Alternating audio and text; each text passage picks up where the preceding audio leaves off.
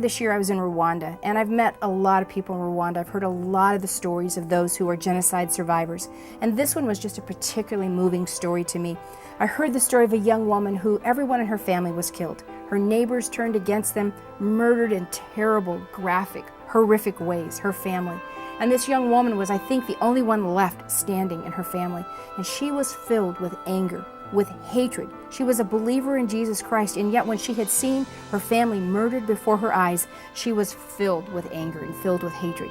And she began to look for other people within her community that she could find the perpetrators, that she could find the people who had so seriously wounded and destroyed her family. There was a man in her neighborhood who had done some small things. He really hadn't participated in the murder, but he was a man who was guilty of some of the crimes of hatred in the genocide. She testified against him. She accused him of murder. It wasn't enough for her that he had just done some small things. She decided that he was going to become the scapegoat. Since she couldn't find the people who had killed her family because he had done some things wrong, she was going to hang it all on him. And so she accused him. He was brought to trial. She testified against it, and this man went to prison for murder. For 5 years, she lived with the knowledge that she had accused a man of murder who had not murdered. She lived with that.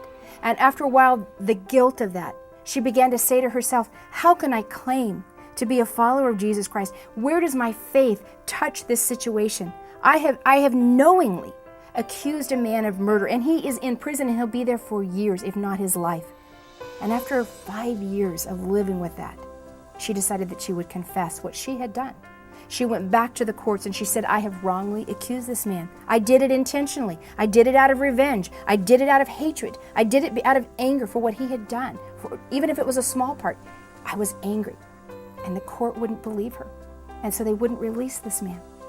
And they gave her permission, though, to go into the prison and speak to him. And she went in and she confessed what she had done. And she fully expected that he would meet the evil that she had done with hatred.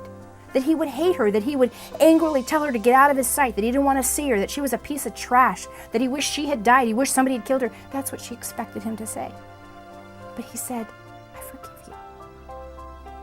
And she walked out of that prison, released from her own prison. He said to her, he wrote her a letter after that, and he said, when I get out of prison, when my sentence is up, I'm going to come to your family. Every time you have a baby, I want to be there. I want to be a part of your family. I want to help be the father that you lost. And so when he got out of prison, that is exactly what he did. He came to her family. He's now a part of their family. And at every time a baby is born, and she's had a lot of children, every one of them, he's there. He brings a gift. He shows up. He could have responded with hatred, but he overcame evil with good.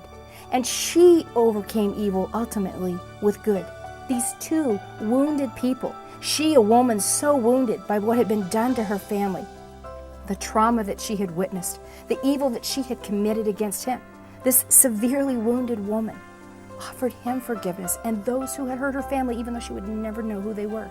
And he, who had participated in evil, he had been a part of the genocide, even in small ways, he asked forgiveness. He received it. He forgave her the evil that she had done to him. And so love, overcoming evil with good, showing love, turned enemies into friends.